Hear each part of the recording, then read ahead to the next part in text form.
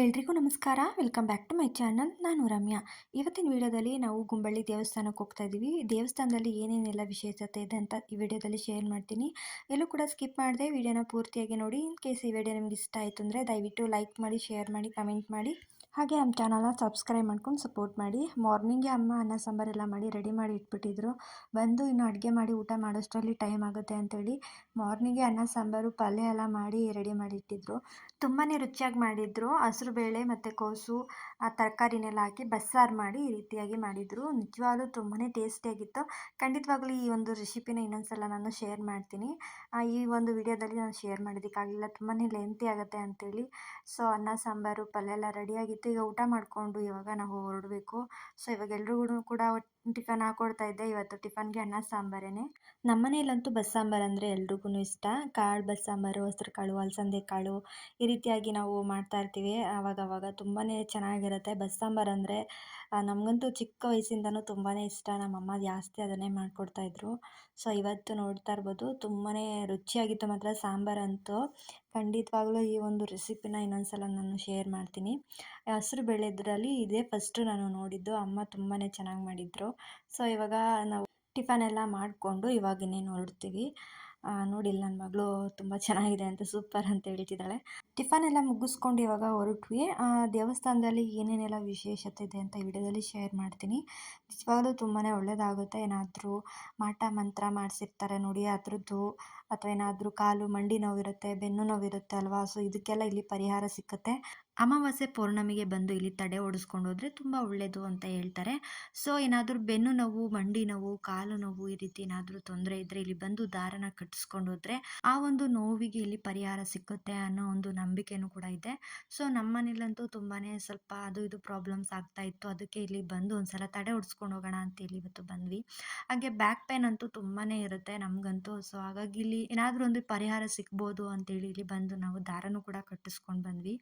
ಮೊದಲು ನಾವಿಲ್ಲಿ ದೇವ್ರ ದರ್ಶನ ಮಾಡಿ ನಂತರ ಹೋಗಿ ತಡೆನ ಓಡಿಸ್ಕೊಳ್ಬೇಕಾಗುತ್ತೆ. ಅದಾದಮೇಲೆ ಬಂದು ನಾವು ಕಾಲು ನೋವಿರೋರಿಗೆ ಕಾಲಿಗೆ ದಾರನ ಕಟ್ಕೊಡ್ತಾರೆ. ಬೆನ್ನು ನೋವಿರೋರಿಗೆ ಬೆನ್ನಿಗೆ ದಾರನ ಕಟ್ಕೊಡ್ತಾರೆ.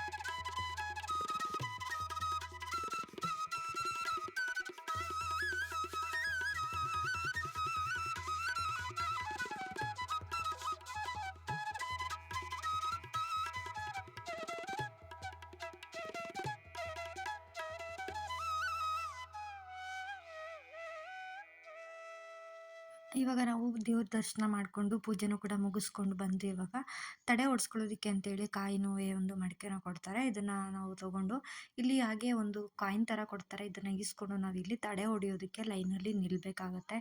ಇದಾದಮೇಲೆ ನಮಗೆ ತಡೆನ ಹೊಡೆದು ಕೊಡ್ತಾರೆ.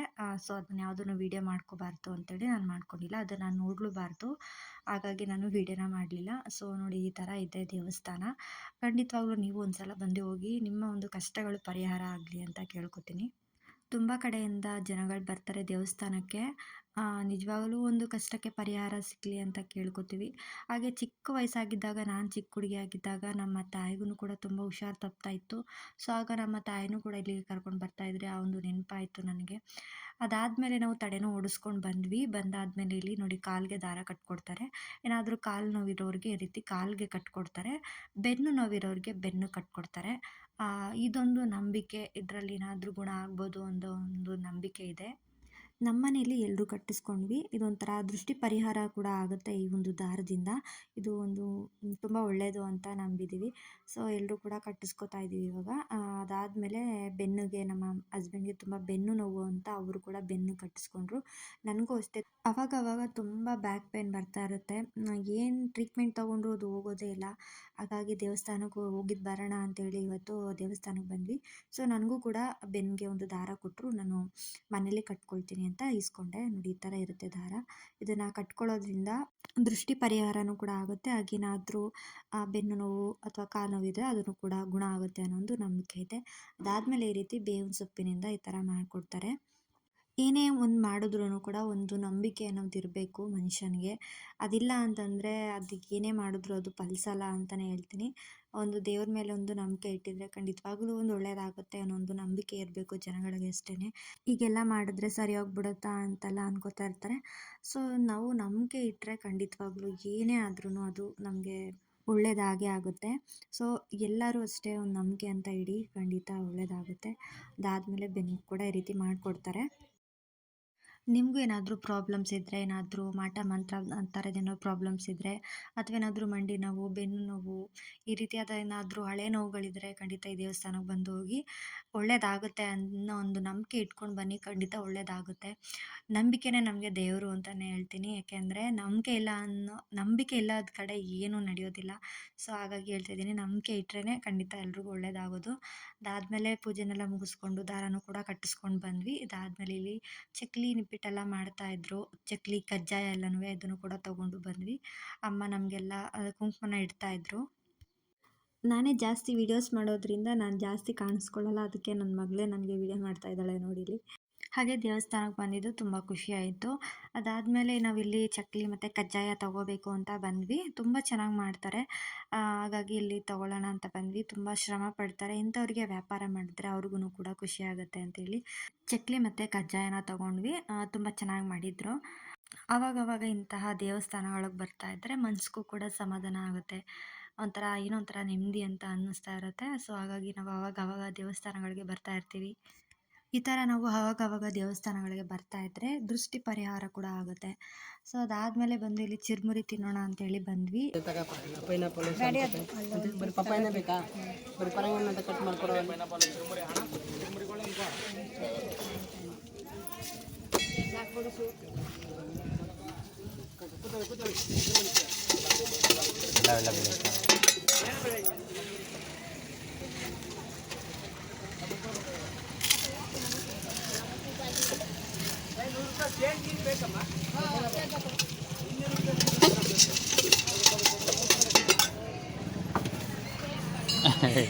ನಮ್ದು ಯೂಟ್ಯೂಬ್ ಚಾನಲ್ ಐತೆ, ಅದಕ್ಕೆ ಸುಮ್ಮನೆ ಎಲ್ಲ ವೀಡಿಯೋ ಮಾಡ್ಕೊಂಡಿದ್ದೀವಿ ದೇವಸ್ಥಾನದ್ದು.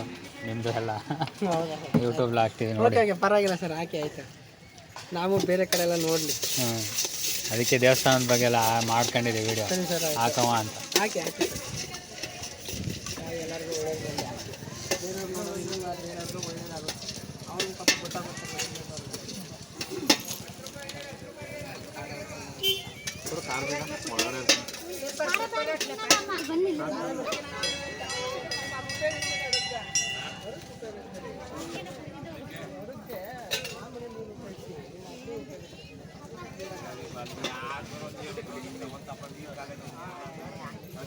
ಸಾಂಬಾರು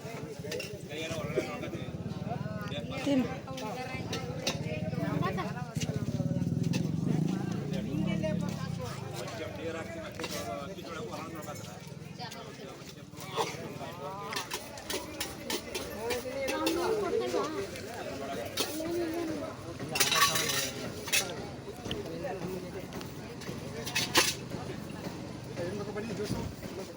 ಹಾಗೆ ಚಿರುಮುರಿನೂ ಕೂಡ ತಿಂದ್ಕೊಂಡು ಹೊರಟು ಬಂದ್ವಿ. ತುಂಬ ಚೆನ್ನಾಗಿ ಮಾಡಿಕೊಟ್ರು.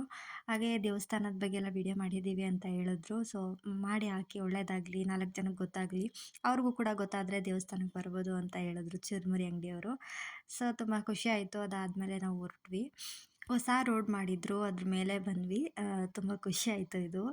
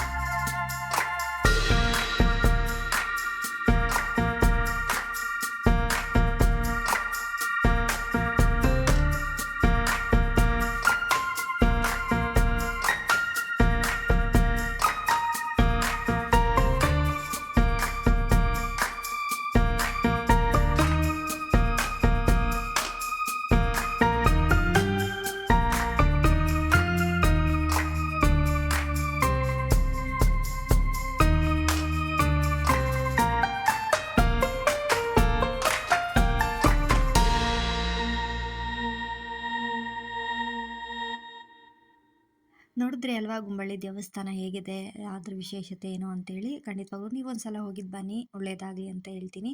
ಸೊ ಈ ವಿಡಿಯೋ ನಿಮ್ಗೆ ಇಷ್ಟ ಆಗಿದೆ ಅನ್ಕೋತೀನಿ. ದಯವಿಟ್ಟು ಇಷ್ಟ ಆಗಿದ್ದರೆ ಲೈಕ್ ಮಾಡಿ, ಶೇರ್ ಮಾಡಿ, ಕಮೆಂಟ್ ಮಾಡಿ. ಹಾಗೆ ನಮ್ಮ ಚಾನಲ್ನ ಸಬ್ಸ್ಕ್ರೈಬ್ ಮಾಡ್ಕೊಂಡು ಸಪೋರ್ಟ್ ಮಾಡಿ ಅಂತ ಹೇಳಿ ಈ ವಿಡಿಯೋನ ಇಲ್ಲಿಗೆ ಎಂಡ್ ಮಾಡ್ತಾ ಇದ್ದೀನಿ. ಮುಂದಿನ ವಿಡಿಯೋದಲ್ಲಿ ಸಿಗ್ತೀನಿ. ಅಲ್ಲಿವರೆಗೂ ನಗ್ನಗ್ತಾ ಇರಿ, ಖುಷಿಯಾಗಿರಿ. Thank you for watching.